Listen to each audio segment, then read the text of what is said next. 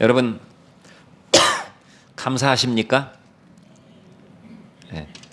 감사하십니까? 이제 물어봤을 때 감사합니다라고 이렇게 금방 튀어나오는 사람은 감사를 누리는 사람이고, 감사할 게 뭐가 있나 이렇게 찾아봐야 되는 사람은 감사가 굉장히 메마른 사람, 감사를 누리지 못하는 사람이라고 말할 수 있습니다. 제가 설교 준비하면서 그런 생각이 들었어요. 감사한가? 생각해 보니까 감사하다가 아니라 그냥 감사가 이렇게 넘쳐 나오는 저와 여러분 되기를 간절히 바랍니다.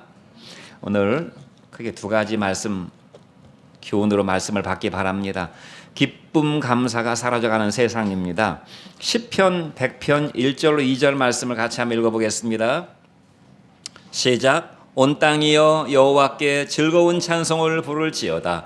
기쁨으로 여호와를 섬기며 노래하면서 그의 앞에 나아갈지어다. 온 땅이여, 자기만 감사한 것이 아니라 너무너무 감사가 충만해가지고, 기쁨이 충만해가지고 막 다른 사람도 다 같이 감사하자, 우리 기뻐하자, 이렇게 말하고 있는 것입니다. 시인이, 성령에 감동된 다윗이 온 땅이여 여호와께 즐거운 찬송을 부를지어다. 기쁨으로 여호와를 섬기며 노래하면서 그 앞에 나아갈지어다 그랬습니다.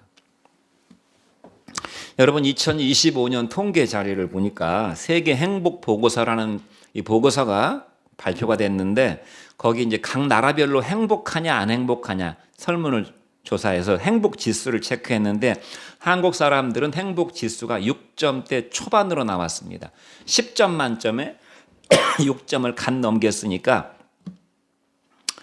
불행하다고 할 수도 없지만 그닥 행복하다고도 할 수 없는, 그냥 뭐 어정쩡한 약간 그런 무미건조한 삶을 사는 것이 한국인의 수준이었고, 세계적인 랭킹을 매겨보니까 58위에 우리나라가 해당된다고 그랬어요.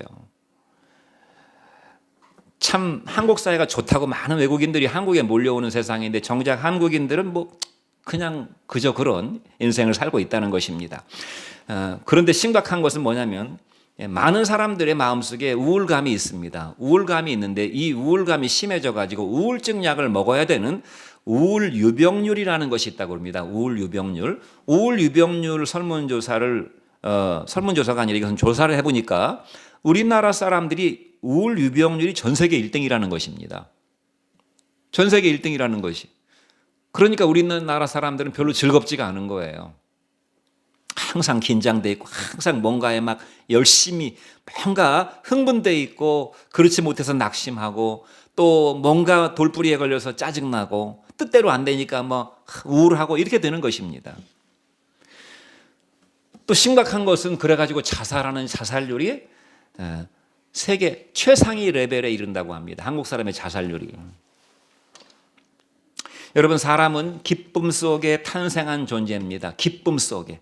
우리의 존재의 근원 자체가, 탄생 자체가 하나님이 저와 여러분을 지으시고 뭐라고 그랬습니까? 하나님의 일성이 뭐였습니까?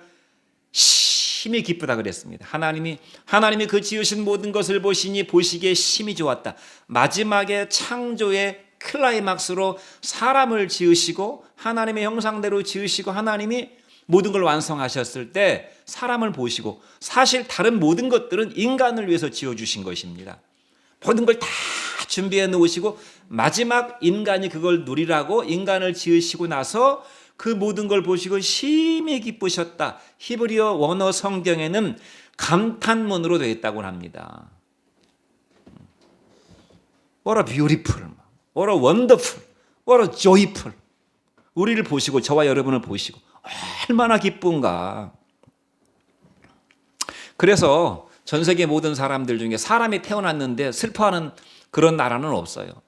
아메리카, 아프리카 원주민이나 빨가벗고 사는 이런 미개인들도 사람이 태어난 건 다 축하할 일입니다. 다 생일잔치 합니다. 심지어 성경은 뭐라고 그랬습니까? 우리가 무엇을 위해서 존재하는 존재라고 그랬습니까? 믿음은 하나님을 기쁘시게 하는 것이라고 말씀했습니다. 그런데 우리가 뭘 해서 하나님을 기쁘게 하는 게 아니라 즐거운 일, 좋은 일, 돈을 많이 벌어서 하나님 앞에 헌금해서 하나님을 기쁘게 하거나 내가 좋은 대학에 들어가서 뭔가 업적을 이루어서 하나님을 기쁘게 하는 것이 아니라 저와 여러분의 존재 자체가 하나님을 기쁘게 하는 것이라고 말씀했어요. 우리 존재 자체로 하나님을 기쁘게 하려면 어떻게 해야 되겠습니까? 우리의 마음속에 하나님의 형상이 있어야죠. 우리 마음속에 하나님이 있으면 우리가 불구자든지 공부를 못하든지 가난하든지 직업이 천하든지 아무 관계가 없이 우리는 하나님을 기쁘시게 할 수 있습니다. 그런 면에서 하나님은 공평하신 하나님이에요. 사람은 돈 가지고 차별하고 외모로 차별하고 조건으로 차별하고 다 대우가 달라지잖아요. 하나님은 우리 존재 자체로 하나님을 기쁘게 하기를 원하신다 그 말입니다. 믿습니까? 그러므로 성경이 뭐라고 그랬어요? 항상 기뻐하라 항상. 왜 우울해하고 있느냐? 왜 내천자를 그리고 있느냐? 왜 짜증나 있느냐? 왜 마음에 신경질이 있느냐? 왜 불평불만이 있느냐? 항상 기뻐하라. 여러분, 그러나 현실은 그렇지 못합니다. 아까 말씀드린 것처럼 우울증 유병률이 그렇고 자살률이 그렇고 행복 지수가 별로입니다. 기쁨이 사라진 이유가 뭘까? 인간은 그렇게 축복된 존재, 영광스러운 존재로 지음 받았음에도 불구하고 왜 축복된 존재로 지음 받은 인간의 마음속에는 정작 기쁨이 별로 없는가? 기쁨이 없기 때문에, 기쁨이 사라졌고 사라져가고 있기 때문에 아무리 문명이 발달하고 인간의 의식과 인간의 이성이 성숙해져도 인간의 마음속에는 정작 기쁨이 사라져가고 있다 이 말입니다. 그 증거가 무엇입니까? 근거를 금방 댈 수 있어요. 인간의 마음속에 기쁨이 점점 사라져가고 있다는 근거를 금방 댈 수 있는데 그것이 무엇이냐면 중독입니다. 중독. 인간은 점점 외부로부터 주어져야만 되는 기쁨에 중독돼 가고 있어요. 내면 속에 기쁨이 없으니까 외부에서 갖다 채워야 되잖아요. 그래서 마약을 하게 되는 것입니다. 기쁨이 없으니까 마약이라도 먹고 그거 먹으면 인간이 피폐해진다는 거 알면서도 마약을 안 먹을 수 없는 그런 지경에 이르렀다 이 말. 술 중독, 섹스 중독, 젊은 사람들 게임 중독, 도박 중독, 인터넷 중독, 중독이 얼마나 많습니까? 쇼핑 중독. 계속 외부에서 내가 기쁨이 없다는 증거예요. 내 마음속에 충만하게 샘솟는 기쁨이 없다는 증거입니다. 이 물을 아무리 퍼마셔도 너희는 다시 목마를 것이지만 내가 주는 물을 먹는 자는 다시 목마르지 아니하리니 내가 주는 물은 그 속에서 영생하도록 솟아나는 샘물이 될 것이다. 진정한 기쁨은 영원히 내 마음속에서 솟아나는 기쁨이 진정한 기쁨입니다. 금방 고갈돼 버리는 것은 진정한 기쁨이 아닌 것이에요. 그러니까 그러한 금방 고갈돼 버리는 그런 세상의 기쁨에 집착하게 되니까 중독이 되게 되죠. 그것 없이는 못 사는 것입니다. 이제 여러분, 인생은 은혜를 받고 감사로 화답하도록 지어진 존재입니다. 하나님의 은혜 없이는 못 삽니다. 우리는 여기 음식물을 보시면 아시겠죠. 이 물도 이란에 비가 안 와가지고 댐의 물 저장률이 10%가 안 된다는 것입니다. 온 이란 국민들이 석유가 아무리 펑펑 나도 물이 없으니까 온 이란 국민들이 비 오게 해달라고 지금 알라신에게 기도를 드리는데 언제 비가 올지 알 수가 없어요. 사람은 은혜 없이는 못 살아요. 하나님의 은혜가 없이는 육신도 못 살고 영혼은 더더욱이 못 사는 것입니다. 그러니까 우리는 하나님의 은혜를 받고 그 은혜가 은혜인 줄 알고 하나님이 우리에게 주시는 값없이 주시는 은혜인 줄 알고 감사로 화답하도록 지어진 존재. 그래서 우리가 중독이 되려면 하나님께 중독돼야 되는 것입니다. 하나님 없이는 못 사는 존재가 돼야 되는 것이에요. 왜냐하면 모든 것이 하나님으로부터 오는 것이기 때문에. 그러할 때 우리 마음속에 기쁨은 부산물이에요. 내가 나를 기쁘게 하려고 막 할 필요가 없어요. 은혜를 잘 인풋으로 잘 받고 아웃풋으로 하나님 앞에 감사하면 부족할 것이 없다 이 말이에요. 부족할 것이 없어요. 그냥 마음속에서 기쁨이 계속 샘솟게 되는 것입니다. 짜증나는 일이 순간 생긴다 해도 금방 샘물이 솟으면 좀 더러운 것이 떨어져도 금방 다 새 것으로 바뀌게 되잖아요. 그거하고 똑같은 것입니다. 그러므로 사랑하는 성도 여러분, 저와 여러분 마음속에 짜증과 원망이 있다면 툭하면 짜증이 나는 것이에요. 그냥. 짜증과 원망이 있다면 분노와 어떤 미움이 있다면 내가 은혜 인풋을 잘 받고 있는가? 은혜를 은혜로 잘 받고 있는가? 은혜를 당연한 것으로 생각하지 말고 은혜를 내가 노력한 대가라고 삭스로 생각하지 말고 은혜를 은혜로 받아야 됩니다. 은혜를 은혜로 받는다는 것이 뭘 말하는 것입니까? 이게 웬 횡재야? 이게 웬 횡재야? 이게 은혜입니다. 내가 노력하지도 않았는데 막 횡재가 터졌어요. 횡재가. 물 먹을 때 이게 웬 횡재야? 이렇게 하고 막 물을 먹어야 되는 것이에요. 음식을 먹을 때도 이게 웬 횡재야? 그러면 밥이 다 맛있어요. 모든 것이 다 은혜라는 사실. 이 은혜의 인풋을 잘 생각하고 아웃풋을 내가 하나님 앞에 감사로 잘 하고 있는가를 점검해 보면 됩니다. 조금만 생각해 보면 됩니다. 짜증과 스트레스의 해소법은 어디 여행을 가고 맛있는 거 먹으러 다니고 커피숍 가서 맛있는 커피 마시고 친구들 만나서 수다 떨고 그것이 근본적인 해결법이 아니고 오히려 저도 여행을 다녀봤지만 여행 갔다 오면 피로감이 막 몰려옵니다.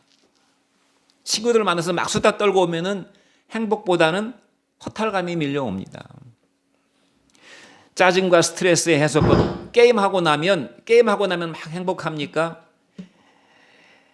그것은 근본적인 해소법이 아니에요. 은혜를 기억하고 감사해 보세요. 여러분 정말 마음속에 어떤 감격이 우러나는지 안 우러나는지 하루에 5분만 투자해가지고 하나님 앞에 하나님 사랑합니다, 하나님 감사합니다 하면서 찬송가 한 장 골라가지고 골방에서 조용히 찬송가를 불러보세요. 어마어마한 은혜와 감사가 터집니다. 거의 그렇습니다. 실제로 한번 해보세요. 그런지 안 그런지. 기쁨과 감사가 사라진 것은 우리 마음속에 하나님의 은혜로 받지 못하고 감사를 충분히 하나님 앞에 표현하지 못하기 때문에 그렇다는 사실 우리가 기억합시다. 두 번째, 하나님께 그러면 우리가 감사해야 되는 특별한 이유가 무엇인가? 시편 103편을 같이 한번 읽어보겠습니다. 시작. 여호와가 우리 하나님이신 줄 너희는 알지어다. 그는 우리를 지으신 이시요 우리는 그의 것이니 그의 백성이요 그의 기르시는 양이로다. 여호와가 우리 하나님이신 줄 너희는 알지어다. 그는 우리를 지으신 이시요 우리는 그의 것이니 그의 백성이요 그의 기르시는 양이로다. 이 한 구절 속에 우리가 감사해야 될 이유가 무궁무진합니다. 영원 무궁합니다. 첫 번째가 무엇입니까? 하나님은 우리를 지어내신 우리의 창조주, 우리의 근원입니다. 하나님이 우리의 근원이, 저와 여러분을 누가 만들었습니까? 하나님이 만드셨어요. 우리 김누가를 누가 만들었습니까? 하나님이 만들었다 그 말입니다. 그뿐 아니라 우리의 아버지가 되셨어요. 우리의 아버지. 창세기 1장 27절로 28절에 뭐라고 말씀했습니까? 같이 한번 읽어보겠습니다. 시작. 하나님이 자기 형상 곧 하나님의 형상대로 사람을 창조하시되 남자와 여자를 창조하시고 하나님이 그들에게 복을 주시며 그들에게 이르시되 생육하고 번성하여 땅에 충만하라. 땅을 정복하라. 바다의 고기와 공중의 새와 땅에 움직이는 모든 것들을 다스리라라고 말씀하셨어요. 자기 형상, 하나님의 형상대로 사람을 창조하셨다고 곧 다시 부연 설명하면서 강조하고 있어요. 하나님이 자기 형상 곧 하나님의 형상대로 사람을 창조하셨고 창조한 그들에게 복을 주셨는데 그 복이 생육하고 번성해서 땅에 충만, 가정을 이루고 자식을 낳아서 자식을 잘 길러내고 내가 너희들에게 맡겨진 이 세상을 잘 관리하라고 하나님이 우리에게 복을 주셨다는 것입니다. 하나님의 형상대로 만들어서 하나님의 형상대로, 하나님의 형상은 곧 하나님의 인격입니다. 하나님의 존재입니다. 하나님의 씨입니다. 우리 부모가 우리를 육신의 씨로 낳았잖아요. 그래서 우리 육신은 부모를 닮게 된 것입니다. 늙어가면서 거울 속에 비치는 모습을 언뜻 보다가 우리 아버지 비슷한 사람이 거울 속에 있다는 것을 제가 보게 돼요. 우리 아버지가 한 50, 60 됐을 때 그 모습이, 비슷한 모습이 딱 눈에 들어온다 이 말이에요. 우리 아버지 씨로 낳았으니까. 하나님의 씨로 저와 여러분을 낳았다는 것이에요. 하나님의 씨로. 우리 육신은 부모를 통해서 하나님이 주셨지만 우리의 인격과 우리의 존재는 하나님의 씨로, 그러므로 성경 베드로전서에서 뭐라고 말씀했습니까? 너희가 거듭난 것이 썩어질 씨로 된 것이 아니요 썩지 아니할 씨로 된 것이니 살아있고 항상 있는 하나님의 말씀으로 되었느니라. 모든 육체는 풀과 같고 그 모든 영광이 풀의 꽃과 같으니 풀은 마르고 꽃은 떨어지되 오직 여호와의 말씀은 세세토록 있도다 하였으니 내가 너희에게 전한 복음이 바로 이 말씀이라고 말씀해. 말씀으로 저와 여러분을 낳았다는 것입니다. 우리가 어떻게 하나님을 알게 됐습니까? 우리가 어떻게 우리가 하나님의 자녀인 것을 알게 됐습니까? 말씀으로. 말씀이 우리 속에 떨어지니까 하나님의 형상, 하나님의 인격이신 말씀이 우리 속에 임해서 우리가 하나님이 우리의 아버지인 것을 알게 되었다는 것입니다. 그래서 하나님의 인격과 성품을 가진 유일한 피조물이 된 것입니다. 하나님의 인격과 성품을 가진 유일한 피조물. 여러분, 콘스탄틴이라는 예전에 나왔던 영화 보셨는지 모르겠는데 키아누 리브스가 나온 영화에 보면요, 거기 천사들이 나오고 악마가 나옵니다. 천사와 악마의 대결이 있고 뭐 하여튼 복잡한 내용은 잘 모르겠지만 거기에 사탄이 나오는데요. 사탄이 왜 사탄이 되었어요? 사탄은 하나님의 피조물인데 사탄도 처음에는 천사장이었을 텐데 하나님이 악마를 지으진 않았을 텐데 왜 악마가 존재하게 되었는가를 암시하는 그런 대사가 있어요. 거기 보면 사탄이 된 루시퍼가 이렇게 얘기합니다. 인간을 별 볼 일 없는 인간, 육체로 지어진 정말 연약해 빠진 인간, 하나님을 반역한 인간들, 왜 그 반역한 인간들에게 하나님은 그토록 하나님의 형상과 영광을 주었는가? 그리고 자기를 왜 인생들을 수종드는 수종자로 자기를 세웠는가? 그래서 루시퍼가 화가 나가지고 하나님 앞에 반역을 했다는 것입니다. 물론 이것은 성경에 나와 있지는 않지만 오랜 기독교 전통에 성 어거스틴이나 토마스 아퀴나스 같은 사람들이 그런 상상을 해본 것이 사탄은 왜 사탄이 되었을까?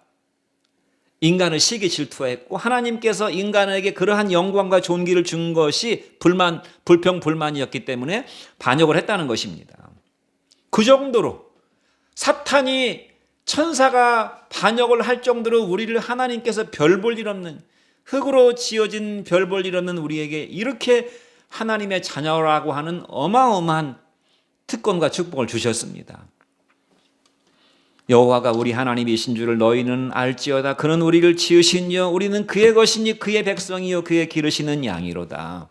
그러니까 참 평생 살면서 우리가 이런저런 생각도 물론 해야 되겠지만 하나님 생각을 평생 해보세요. 내가 도대체 뭐길래? 그러므로 구원이라는 것은 무엇입니까? 하나님의 형상이시며 그 하나님의 본체이신 예수님, 하나님의 형상은 어떻게 확실하게 우리에게 드러났습니까? 예수님을 통해서. 예수님은 하나님의 형상의 본체라고 말씀했어요. 골로새서 1장 15절 말씀을 보십시오. 같이 한번 읽어보겠습니다. 시작. 그는 보이지 않는 하나님의 형상이라고 그랬어요. 우리가 하나님을 볼 수가 없어요. 하나님을 볼 수가 없고 알 수가 없습니다. 하나님을 알 방법이 없어요. 그런데 하나님께서 하나님의 형상을 우리가 볼 수 있게끔, 우리가 만나볼 수 있게끔 자신을 드러내셨는데 하나님의 형상의 본체가 바로 예수님이다. 그러므로 예수님의 말씀을 읽어보고 예수님이 하신 말씀을, 예수님이 하신 일들을 우리가 보게 되고 생각해 보게 되면 예수를 믿지 않을 수가 없다는 것입니다. 그러므로 성경은 뭐라고 말씀하고 있습니까? 영접하는 자, 곧 그 이름을 믿는 자들에게, 예수라고 하는 이름을 영접하는 자들에게는 하나님의 자녀가 되는 권세를 주었다고 그랬어요. 예수님을 영접하면 자동 우리가 하나님의 자녀가 되는 것입니다. 왜냐하면 하나님의 형상의 본체이신 예수가 저와 여러분 속으로 들어왔기 때문에 창세기의 인간은 하나님의 형상으로 인간을 만들었다고 그랬지, 형상의 본체이신 하나님이 그 사람 속에 들어갔다고는 하지 않았어요. 그런데 이제는 구원은 창조보다 더 위대한 사건인데 형상이신 예수님께서 아예 우리 속에 들어와 버리신 것입니다. 그래서 우리와 하나가 되신 것이에요. 그래서 태초의 아담과 하와보다 구원받은 저와 여러분은 더 영광스럽고 더 위대하고 더 축복된 존재가 된 것입니다. 믿습니까? 제가 감사하는 것, 기본적인 감사의 모든 감사의 원천이라고 말할 수 있는 감사 두 가지가 있는데요. 하나는 뭔가 하면 제가 사람으로 태어난 것이 감사한 것입니다. 제가 사람으로 태어난 것이 감사한 것이, 제가 개로 태어나지 않고 돼지로 태어나지 않고 송아지로 태어나지 않고 닭으로 태어나지 않고, 제가 닭으로 태어났었어 봐요. 내가 닭이 아니고 개가 아니고 돼지가 아니고, 내가 뱀이 아니고 징그러운 뱀이 아니고 지렁이가 아니고 더러운 바퀴벌레가 아니고 아주 흉측한 쥐새끼가 아니고, 내가 사람으로 태어난 것이 얼마나 감사한 것인가. 얼마나 감사한 것인가. 회 좋아하시는 분들 횟집에 가서 그 수저 속에 있는 그 그냥 팔팔한 회 한번, 물고기 신세 생각해 보세요. 그 수저 속에 갇혀 있다가 칼질로 난도질을 당해서 사람의 입속에 들어가는 물고기라면 얼마나 감정이입을 우리가 한번 해보세요. 내가 사람으로 태어난 것이 얼마나, 이 세상에서 가장 존귀한 존재가 사람 아닙니까? 가장 존귀한 존재로 지음받았다는 사실, 내가 사람으로 태어나서 살고 있다는 사실 자체가 기본 감사입니다. 그러므로 성경이 뭐라고 말씀했어요? 사람이 떡으로만 사는 것이 아니라 하나님의 입으로 나오는 모든 말씀으로 살 것이. 너희는 짐승이 아니다, 그 말입니다. 왜 짐승처럼 밥만 먹고 살려고 하느냐, 그 말이에요. 왜 짐승처럼 밥만 먹고 살려고 하느냐. 더 맛있는 거, 더 좋은 거, 더 많이, 더 배부르게 먹고 사는 것은 짐승과 다를 바가 없다. 너희는 짐승이 아니고 하나님의 입으로 나오는 하나님의 형상을 가졌으니 하나님의 말씀을 먹어야만 사는 존재라고 성경이 말씀하고 있습니다. 그러므로 우리가 하나님의 말씀을 받고 하나님의 말씀을 먹고 여러분의 영혼이 하나님 말씀으로 건강하게 되는 것은 은혜 중에 은혜요, 축복 중에 축복입니다. 믿습니까? 첫 번째, 내가 사람인 것을 감사하십시오.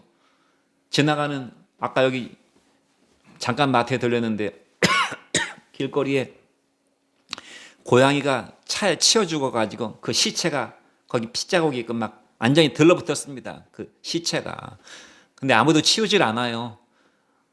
까마귀가 그 고기를 쪼아먹고 있어요. 사람이라면 그렇게 하겠습니까? 사람이라면 벌써 다, 사람은 존귀한 존재이기 때문에 우리가 개가 아니고 돼지가 아닌 것이 얼마나 감사하냐, 그 말이에요.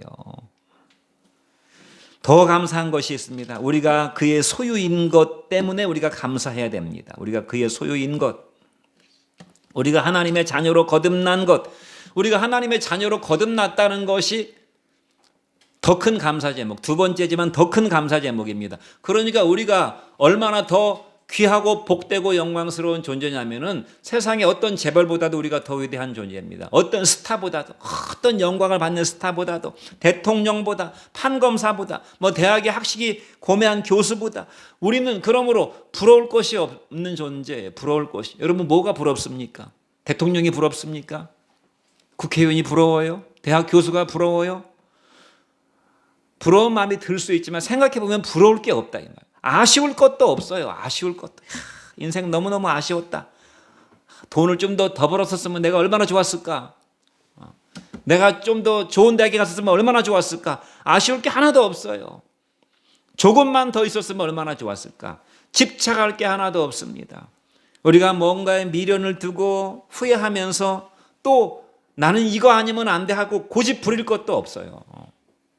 왜? 내가 하나님의 자녀로 거듭났기 때문에 세상에 부러울 게 없다, 이 말입니다. 그러므로 다윗이 고백한 것처럼 여호와가 나의 목자시니 내가 부족할 것이 없노라 라는 고백이 저와 여러분의 고백되기를 간절히 바랍니다. 감사의 기본적이고 원천적, 모든 감사는 다 여기에서 흘러나오는 것이에요. 여기에서, 이것으로부터 주어지는 감사가 진정한 감사입니다. 하나님이 우리 하나님이신 것, 내가 하나님의 자식인 것, 그것이 감사고, 내가 주님의 몸된 교회 지체가 된 것. 주님의 몸이 교회인데 우리 몸이 얼마나 귀합니까? 우리의 눈이 얼마나 귀해요. 내가 주님의 눈이고 내가 주님의 손가락이에요. 1,000만 원 줄 테니까 네 손가락 하나 끊자 그러면 끊을 사람이 있겠어요? 돈에 미치지 않는 사람, 이상인 이상?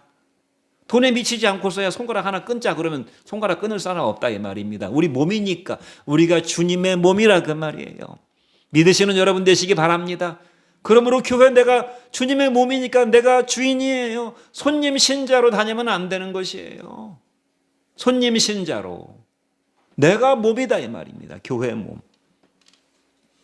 그리고 하나님의 일을 위해서 예전에는 그냥 결혼해가지고 경작해서 먹고 마시고 모든 것들을 잘 관리하는 그런 사명자로 부름받았지만 지금은 하나님을 예배하는 예배자요, 주님 앞에 기도하는 기도자요, 주님을 드러내는 세상의 빛과 소금으로 증인으로 부름받았으니 이것처럼 복되고 값진 사명이 어디 있습니까? 그러니까 우리가 하나님 앞에 감사해야 되죠. 두 번째는 우리가 그의 소유이기 때문에 그렇습니다. 그의 소유. 우리가 그의 소유라는 것은 그만큼 하나님이 귀하게 여기신다는 것이, 그만큼 존재 자체로. 여러분, 내 돈 100만 원이 소중합니까? 빌 게이츠가 가지고 있는 100조가 소중합니까? 누가 소중합니까? 내 돈 100만 원이 소중하죠. 내 돈이기 때문에 빌 게이츠의 100조는 나하고 아무 상관이 없어요. 그 사람이 100조를 잃어버리든 마이크로소프트가 망하든 흥하든 나하고는 관계없고 나는 내 100만 원을 선택한다 이 말입니다. 하나님이 너는 내 것이라고 말한 것은 내가 얼마나 소중한 존재인가를 보여주는 것이, 시편 8편 4절로 5절 말씀을 같이 한번 읽어보겠습니다.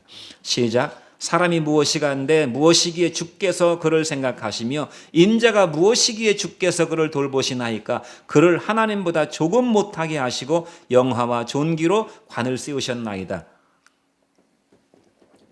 왜 우리가 사람들하고 뭐 이렇게 좀 말다툼할 때 그러잖아요. 네가 뭔데? 네가 뭔데 참견이 이렇게 말하잖아요. 우리가 뭔데 그러면 조금 뭐 좀 되는 사람은 내가 뭐라고 나 시의원인데 말이야. 이렇게 뭐 자기 가진 조그만 감투 뭐 이런 거 가지고 들이밀지만, 정말 우리가 무엇이길래 하나님이 그렇게 우리를 생각하시며, 하나님은 밤낮 저와 여러분을 생각하시는 것입니다. 우리가 무엇이길래 주께서 우리를 밤낮 생각하시며 인자가 무엇이길래 주께서 그를 돌보시나이까. 그를 하나님보다 조금 못하게 지으시고 영화와 존귀로 우리에게 관을 씌워주셨어요. 면류관을. 그러므로 우리가 얼마나 존귀한가 하는 증거가 무엇입니까?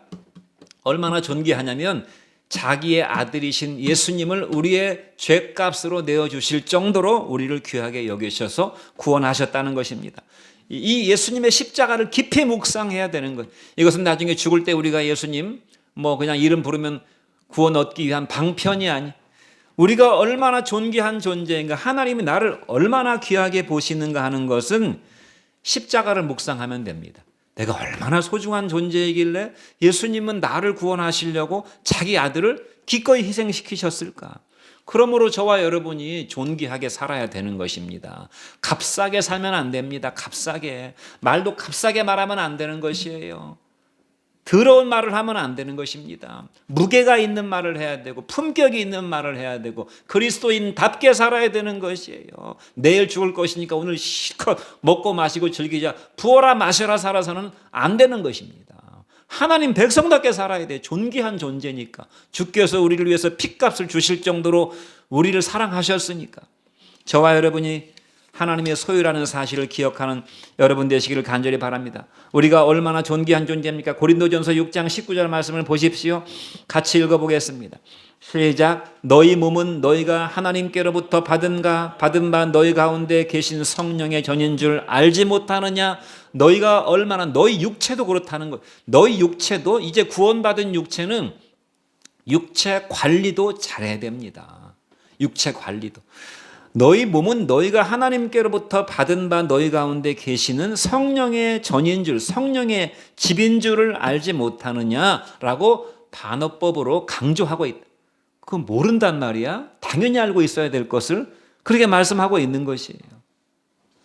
여러분, 하나님의 집은 천국입니다. 하나님의 집은 이 온 우주가 하나님의 집이고 이 온 우주로도 하나님은 하나님을 다 감당할 수가 없어요. 하나님의 집은 천국입니다. 그런데 우리의 몸을 당신의 집을 삼으셨다는 것이에요. 당신의 집을.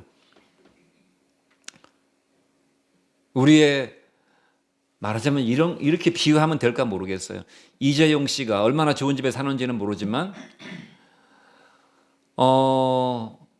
어떤 사람을 너무너무 좋아해가지고 그 집 가서 사는 것이에요. 그냥 그 사람은 그 집을 우리가 육체를 떠날 수 없듯이 이 땅 살 동안에 우리가 육체로 살아야 되니까 우리가 뭐 죽어서 이게 바로 갈 수 없어요. 우리가 육체로 살아야 돼. 어떤 사람들 그냥 한 10평짜리 그냥 단칸방에서 살아요. 이재용 씨가 너무너무 그 사람을 좋아해가지고 밤낮 그 집 가서 사는 것이, 그거로도 비유가 안 됩니다. 하나님이 우리를 얼마나 귀하게 여기시고 좋아하시는지 우리의 몸속에 들어오셔서 우리와 함께 항상 우리는 하나님을 의식할 수 있어요. 이 우주의 왕이 내 몸에 들어와 사신다. 그러므로 우리가 우리 몸을 함부로 놀려서는 안 되는 것입니다. 우리의 몸은 하나님이 귀하게 쓰시는 도구가 되어야 될 것입니다. 황송하고 영광스러운 것입니다. 초등학교 3학년 때 우리 담임 선생님이 박윤숙 선생님이 우리 집에 가정 방문을 오셨어요. 가정 방문. 옛날에 가정 방문이 있었잖아요. 선생님 이제 가정 방문이 오셨는데 그 선생님이 참 저를 이뻐해 주셨고 저에게 잘해 주셨어요. 또 우리 어머니가 초등학교 3학년 때 돌아가셨기 때문에 저한테 특별하게 잘해 주셨는데 선생님, 야, 우리 동네 선생님이 가정 방문 오신대. 이게 소문이 쫙 도니까 이제 선생님 오시나 보다 하고 이제 준비하고 있어야 돼요, 가정에서. 근데 선생님이 오신다는 이야기를 듣고 저는 집에 들어가지 않았습니다. 우리 집은 초가 3간. 방 2개짜리 쓰러져가는 오두막살이, 옆에는 저 재래식 화장실과 돼지 치는 돼지막이 있고, 옆에는 또 거름 무더기가, 또 이제 봄에 이 거름을 줘야 되는 막 이게 짐승 분뇨 같은 걸 쌓아놓은 거름 무더기가 있고, 이쪽에는 광이 있고, 또 뭐 하여튼 시골집, 옛날 시골집들은 기본적으로 시골 냄새가 납니다. 그 오물 냄새가 납니다. 근데 그런 우리 집에 선생님이 오신다는 거예요. 너무너무 저는 창피해가지고 집에 들어가질 못했어요. 동네를 빙빙 돌다가 선생님 가셨다는 얘기 듣고 그때 들어갔습니다.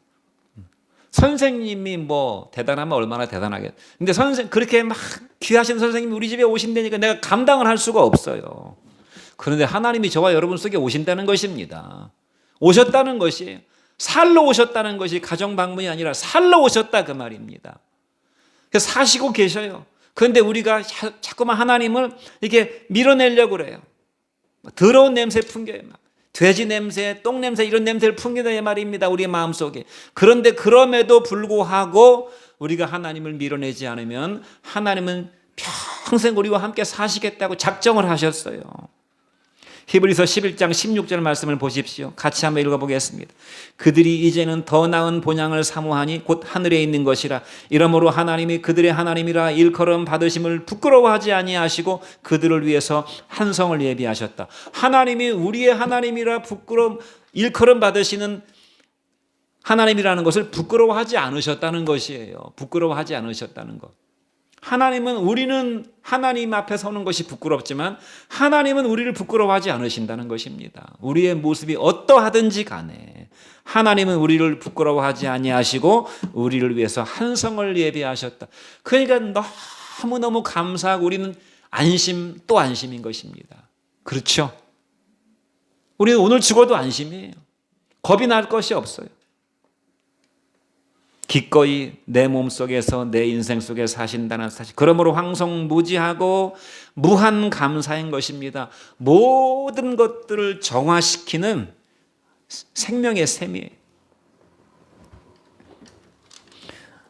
우리가 그의 양이요 그의 백성이라는 것은 우리를 위해서 일하시고 우리를 먹이시고 입히시고 지키시고 우리의 허물과 실수를 뒷감당해 주시는 분이라는 것입니다. 마태복음 6장 33절에 그러므로 너희는 먼저 그의 나라와 그의 의를 구하라. 그리하면 이 모든 것을 너희에게 더하시리라. 사람들은 항상 먹고 사는 것이 1순위에, 항상 머리에 생각하고 관심하는 것이, 마음속에 담겨 있는 것이 먹고 사는 것입니다. 그러나 성경은 뭐라고 말합니까? 너희가 먼저 그의 나라와 그의 의를 구하면 하나님이 이 모든 것들을 너희에게 먹고 사는 데 필요한 모든 것들을 더해 주시겠다고 약속하셨습니다.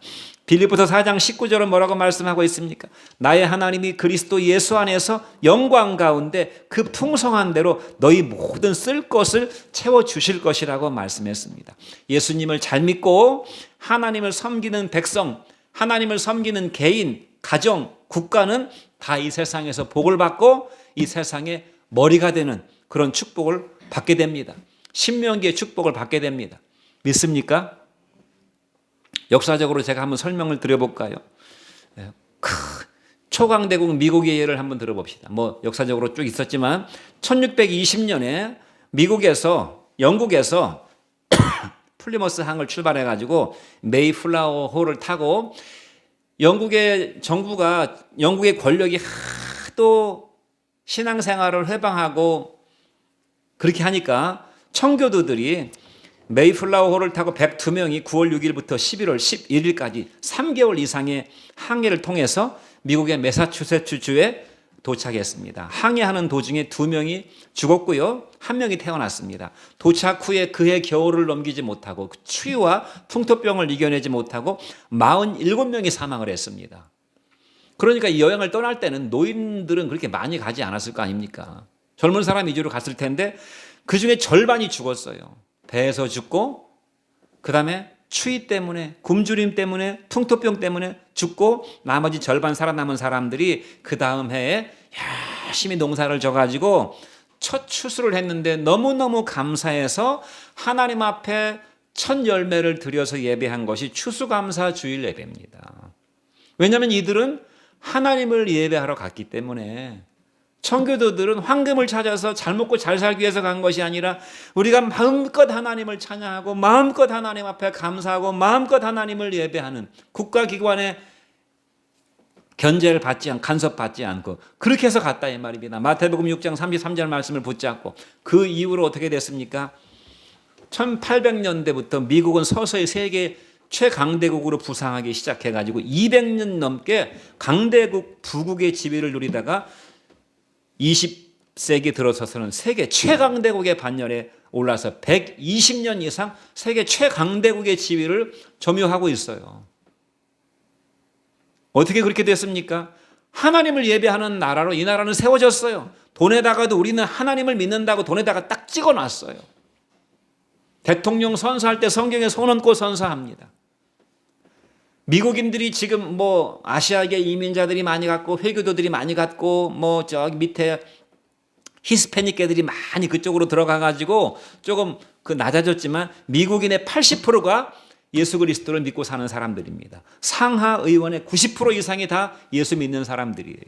예배드리고 성경에 손 얹고 선서하는 사람들입니다. 아브라함 링컨은 뭐라고 고백했습니까? 백악관은 나의 집무실이고 나의 기도실이라고 그래. 집무실이자 나의 기도실이라고 그랬어요. 백악관이.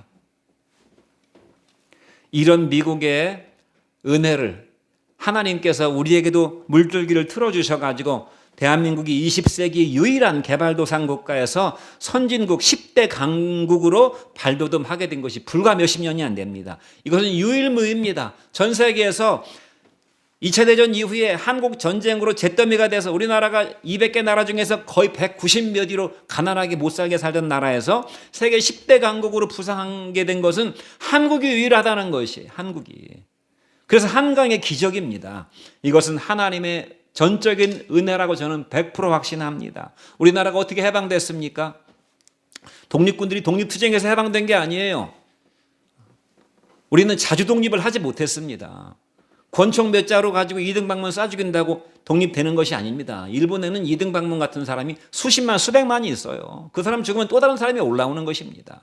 독립투사들이 상해에서 만주에서 독립투쟁에서 독립이 된 게 아닙니다. 미국이라는 나라가 하나님이 주장하시는 미국이라는 나라가 일본을 전쟁에서 이겼기 때문에 여러분 미국이 이겼으면 미국이 우리나라 식민지 해야 되잖아요. 모든 제국들은 그렇습니다. 유다가 이스라엘이 아시리아의 속국이 됐을 때 아시리아를 점령한 바벨론이 다시 이스라엘을 다스리고 바벨론을 점령한 페르시아가 다스리고 페르시아를 점령한 헬라가 다스리고 헬라를 점령한 로마가 계속 다스렸어요. 그런데 하나님은 미국을 통해서 우리나라에게 자유를 주었어요. 해방을 주었어요. 그리고 나라를 세우도록 3년 동안 이 어지럽고 아무것도 없는 나라, 공무원도 없는 나라, 미국이 잘 지켜줘가지고 북쪽에 빨갱이들이 득실득실하고 남한에도 남로당 빨갱이들이 득실득실한데도 불구하고 나라가 세워지게 된 것입니다. 건국이 됐어요.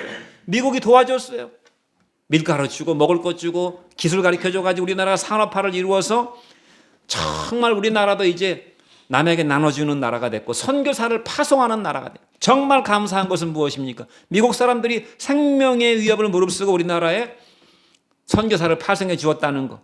전쟁이 일어났을 때 미국이 태평양 전쟁 때 미국이 360만 명의 젊은이들이 태평양 전쟁에 동원돼서 일본을 이긴 것입니다. 그냥 이긴 것이 아니.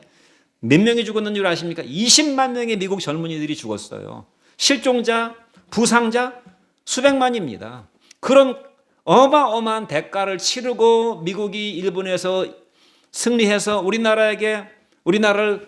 나라를 세워준 것입니다. 나라를 세우도록 이렇게 해준 것이래. 정말 그래서 초대 이승만 대통령이 국회를 열 때, 정부를 열 때 예배드리고 기도했다 이 말이에요. 우리나라의 출발이 그렇게 오죽하면 하나님이 보호하사 우리나라 만세 아닙니까? 어마어마한 것입니다. 저도 1960년대 사라 벨이라고 하는 미국의 남장로교 선교사가 들어와가지고 UBF라고 하는 선교기관을 세웠는데, 그래서 저도 예수 믿게 된 거예요. 사라 벨이라는 사람은 처녀로 왔습니다. 결혼하지 않고 부유한 가정에 딸로 태어났는데 결혼하지 않고 평생 주님과 복음을 위해서 희생한 사람이 지금도 살아있어요. 거의 90 몇 살입니다. 조지 프리드먼이라고 하는 교수가, 코넬 대학의 교수가 2050년이 되면, 이게 이제 예전에 예언해 놓은 건데, 한국과 미국이 2050년대는 세계의 G2가 될 것이다라고 그렇게 예상을 했어요. 다 여러 가지 자료를 가지고 보면서 그렇게 예상했어요. 그러나 그렇게 될지 안 될지는 여러 가지 변수들이 많기 때문에 알 수가 없습니다. 한국 사람들이 예수를 잘 믿다가 예수를 엉터리로 믿고 다 기복신앙으로 믿고 기독교하고 대척점에 있는 사회주의 사상으로 많이 흘러버리게 되면 우리나라가 G2는 고사하고 다시 우리나라가 어떻게 될지 몰라요. 세계 열강들 사이에 틈바구니 껴서 어떻게 될지 몰라요. 지금도 우리나라가 친미로 가야 되는 이유가 뭐냐면, 우리가 무슨 사대주의라서 그런 것이 아니라 그래도 기독교 국가고 기독교 정신으로 이렇게 세계를 선도하는 나라이기 때문에 우리는 미국과 친하게 지내야 돼요. 우리가 친중해가지고 중국이 주도하는 세상에 살면 어떻게 되겠습니까? 러시아가 주도하는 세상에 살면 어떻게 되겠어요?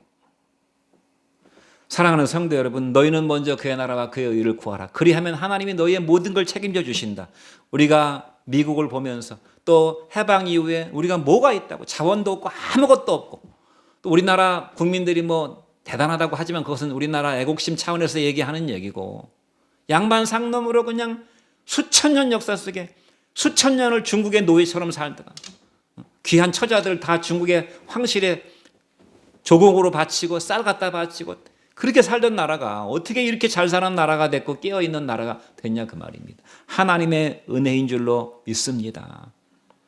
하나님의 은혜를 알고 감사하는 인생, 이것이 마땅한 인생이고, 그러할 때 하나님은 우리나라를, 저와 여러분을 축복의 축복으로 인도해 주실 줄로 믿습니다.